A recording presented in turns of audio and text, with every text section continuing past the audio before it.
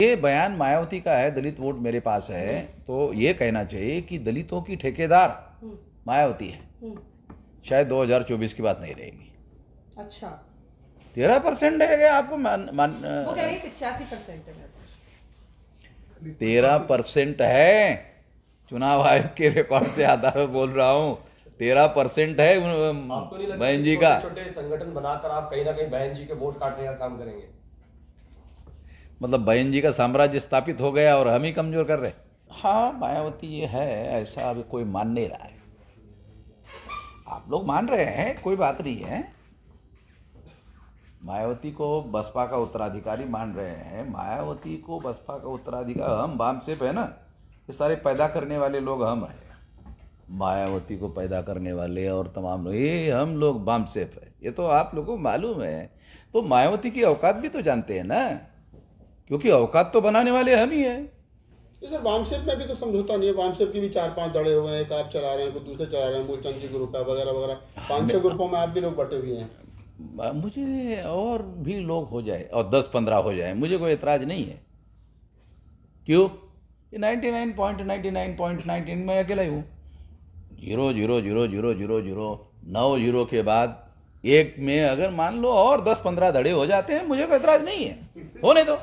आप मानते कहीं ना कहीं कि मायावती जो है वो काशीराम साहब की जो थॉट थी, डॉक्टर अम्बेडकर की जो थॉट थी, उससे हटे हैं, विचारधारा से हटे हैं? मायावती को समझ है?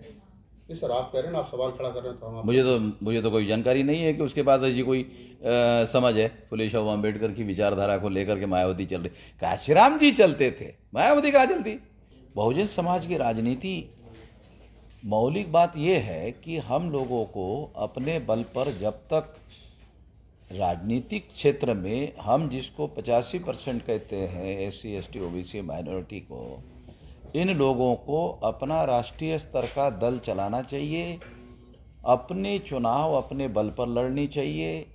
काशीराम जी जब थे तब इस बात को वो ध्यान में रखते थे, ऐसा करते थे। इस बात को ज़्यादा तवज्जो देकर ही वो करते थे। जो काशीराम जी की लाइन ऑफ थिंकिंग है, उसी लाइन ऑफ थिंकिंग में हम लोग काम कर रहे हैं और उस दिशा में आने वाले समय में 2024 के लिए भी हम लोग तैयारी कर रहे हैं। आप तो ऐसा सोच रहे हो मायावती बन चुकी है प्रधानमंत्री, खामखा हम वामन मेजराम उसकी टांग अड़ा रहे। अगर आप ऐसा पक्का कर दो, अगर आप पक्का कर दो तो मैं लिखवा देता हूं मायावती को प्रधानमंत्री बनने के लिए। मेरे क्या ऐतराज है? मेरा कौन सा जमीन का टुकड़ा खाने वाली है वो? सर, बहन जी 4 बार सीएम बनी है, बड़े सूबे की, उत्तर प्रदेश की, बड़ा है जनसंख्या के हिसाब से। बनाने वाले हम लोग हैं, हमें मत बताओ कैसी बनी है। अरे बनाने वाले हम बामसेफ वाले, काशीराम जी बामसेफ के राष्ट्रीय अध्यक्ष थे। हम लोग बनाने वाले, हमको मालूम है कैसी बनी है मायावती। बसपा के लोग हमने बनाया। बसपा के लोग कहते हैं कि वामन मेश्राम का जो ग्रुप है उनकी खुद की ताकत एक पार्षद जिताने की नहीं है और बहन जी पर निशाना साधते हैं। काहे के लिए चिंता कर रहे? फिर हम कोई पार्षद चुनाव जितवाने लायक नहीं है, काहे को चिंता कर रहे हैं? गठबंधन बनाने 200 पार्टियों का। अरे तो इसमें क्या ऐतराज है? हम तो लोगों को इकट्ठा कर रहे हैं कि नहीं कर रहे भाई? हम 200 पार्टियों का अगर मान लो गठबंधन बनाते हैं तो इसमें लोगों का क्या ऐतराज है? इकट्ठा कर रहे हैं ना, लोगों को इकट्ठा कर रहे हैं। आपकी सब जितनी पीसी होती है सब में बहन जी को टारगेट किया जाता है, इसके पीछे मुख्य वजह क्या है? अगर आप लोगों ने बहन जी का सवाल नहीं उठाया होता तो हमने टारगेट किया होता। आप तो चाहते हैं कि ये सवाल उठाया जाए और वामन मेजराम टारगेट करे और फिर हमारा वो क्या बोलते हैं, TRP बन जाए। अरे यार, ये मैं पत्रकार हूँ, बाद में ले किसी संगठन का ये हूँ। कोई सांसद विधायक नहीं सर, आपका बहन जी को टारगेट करते हैं आप। बड़ा उनका बहन जी ने ऐलान किया है कि परशुराम का पुतला खड़ा करने वाली है। वो पॉलिटिकल क्या आप मानते हैं कि वो तो BSP का ब्राह्मणीकरण हो गया क्या सर? हाँ, हो गया। BSP का ब्राह्मणीकरण हो गया है, क्योंकि ब्राह्मण उसके फैसले कर रहे हैं। उसके फैसले ब्राह्मण कर रही है और उसके फैसले प्रो ब्राह्मण होते हैं, प्रो ब्राह्मण। सर, जो दलित है बीजेपी में, क्या वो दलितीकरण कर रहे हैं बीजेपी का? जो बड़े पदों पर औकात वाले लोग होते हैं, करते हैं। औकात होनी चाहिए ना, ब्राह्मणों की औकात है। वो जहां जाते हैं वो पॉलिसी फ्रेम करने पर ज्यादा ध्यान देते हैं। हर पार्टी में जहां अकेटा ब्राह्मण रहेगा वो पॉलिसी निर्धारित करने पर ध्यान देता है। उनको मालूम है ना, ये पार्टी में हमारी संख्या नहीं है तो पॉलिसी को कंट्रोल करना चाहिए। हम जानते हैं ना, ब्राह्मण किसी भी पार्टी में जाएगा तो हर पार्टी में प्रवक्ता बन जाता है हर जगह, मीडिया इंचार्ज बन जाता है। हाँ, मतलब वो कांग्रेस और गठबंधन जो है, इंडिया गठबंधन जिसको आप कह रही है, वो अकेले बीजेपी के विरोध में कामयाब होंगे ऐसा नहीं लगता हमें, मगर इसका बेनिफिट उनको होगा 4-5 राज्यों के चुनाव का। सर, आप अंबेडकरवाद की बात करते हैं तो 2024 में अगर कोई पार्टी, जो पार्टी बहुजन समाज को रिप्रेजेंट कर रही है, तो आपका सपोर्ट उनको रहेगा? नहीं, हम किसी को भी सपोर्ट नहीं करेंगे, क्योंकि कोई सपोर्ट करने लायक कोई ऐसी बात होगी तो उसके बारे में हमारे पास प्रपोजल आता है तो विचार करते हैं, अन्यथा हम नहीं मानते हैं कि कोई सपोर्ट करने लायक चीज़ है। अगर मायावती जी कहती हैं, वामन बेसराम जी आप आइए, चंद्रशेखर जी आप आइए, तमाम वो बहुजन समाज के नेता जो फूले अम्बेडकर आंदोलन से निकले हैं, हाँ। और जाओ बैठ करके डिस्कस करते हैं और सब लोग मिलकर के फिर काशी राम पूरे की इसके लिए आपको हम मध्यस्थ के तौर पर मैं प्रेस में घोषित कर देता हूँ, आप ऐसा काम कर लीजिए मेरी तरफ से। वामन बेसराम जी जाएंगे, अगर वो बुलाएंगे। ये सब जाएंगे, वो उसको क्यों जाएंगे, बुलाइए ना आप। अरे आपको समझ में नहीं आ रहा हम क्या बोल रहे हैं? आप मीडिएटर का रोल प्ले करके हम दोनों को इकट्ठा लाइए ना। नहीं, आप समझ रहे हैं, हम क्यों जाएंगे?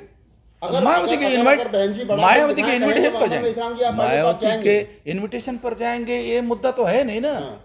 आपको हम मीडिएटर बना रहे हैं, आप बुलाइए, मायावती को बुलाइए, हम भी आते हैं, बुलाइए, बात करिए। सर, बात तो वही है ना कि अगर मायावती जी आपको बुलाएंगी तो आप मिलने जाएंगे उनसे? इनको मीडिएटर बना रहे, मीडिएटर ही का काम यही है ना कि आपको मिलवाना दोनों को। हाँ, तो इसीलिए तो हम एडमिट कर दिए ना, मतलब स्वीकार कर लिए कि अगर ये मायावती को लाए और हमें भी बुलाए कि मायावती जी राजी हो गई है, तो हम पहले से राजी है। तो ये मान लिया जाए कि निकट भविष्य में अगर वामन बेसराम साहब बड़ा दिल दिखाएं, तमाम लोगों को साथ लेकर के चलें, आप जितना बड़ा चाहते हो उतना बड़ा करेंगे। आप थोड़ा सा उसका साइज बना दीजिए अपने हिसाब से, हम उसी साइज में अपने को एडजस्ट कर लेंगे। अभी हम लोगों ने 31 अक्टूबर को 77 पार्टी के लोगों को, SC ST OBC माइनॉरिटी के लोगों को इकट्ठा किया। 77 जो 28 सितंबर को मीटिंग हुई थी उसमें 32 पार्टी के लोग थे, और 31 अक्टूबर को जो मीटिंग हुई दिल्ली में उसमें 77 पार्टी के लोग थे। अभी हमारी मीटिंग, विधानसभा का चुनाव रिजल्ट आने के 3 तारीख को रिजल्ट आ रहा है, तो हम लोग 10 तारीख के पहले तीसरी मीटिंग घोषित करेंगे। उसमें हो सकते हैं और भी कुछ दल शामिल हो जाए, और ऐसा तीसरा मोर्चा हम गठित कर रहे हैं। उसके 2 पर्याय विकल्प, एक, हम मिनिमम 200 और मैक्सिमम 400 सीटों पर चुनाव लड़ने लायक हो सकते हैं।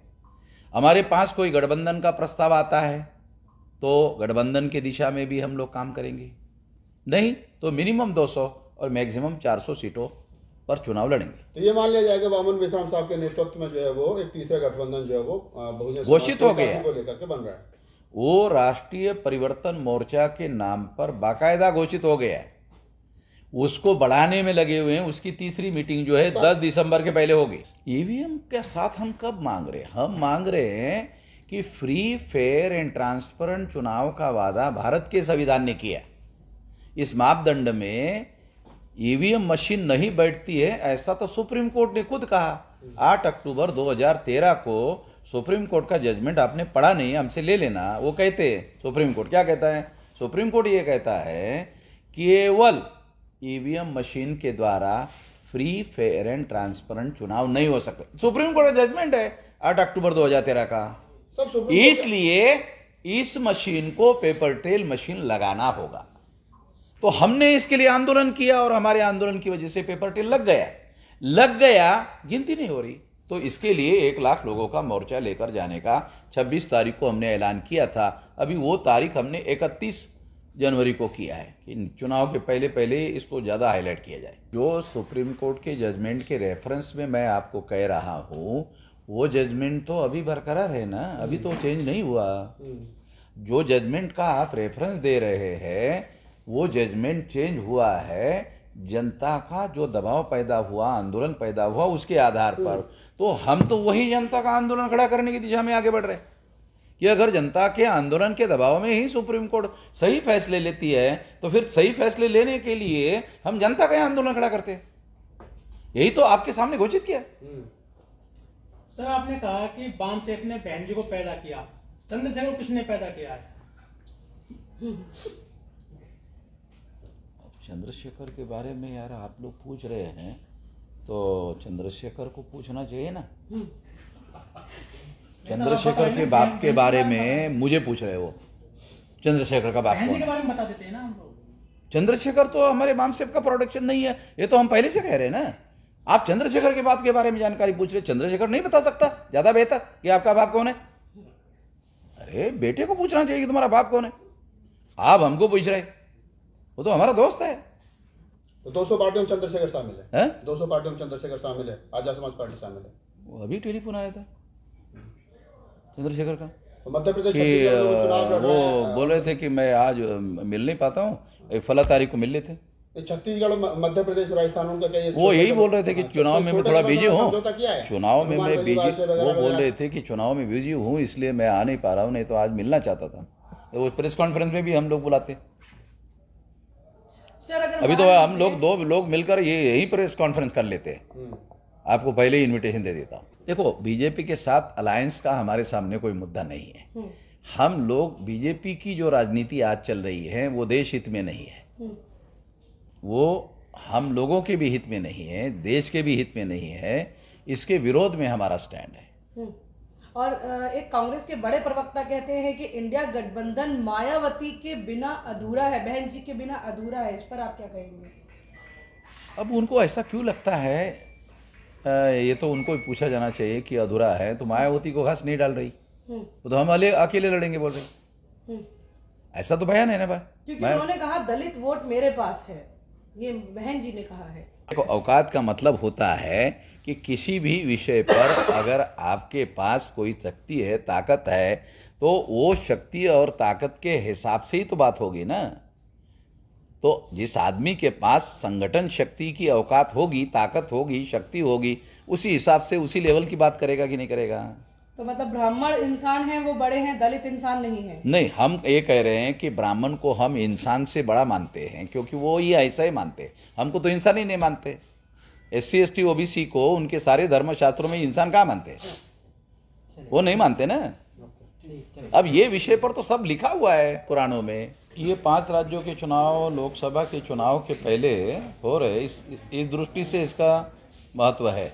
क्योंकि अगर इसका रिजल्ट बीजेपी के विरोध में जाता है, जिसकी ज्यादा संभावना है,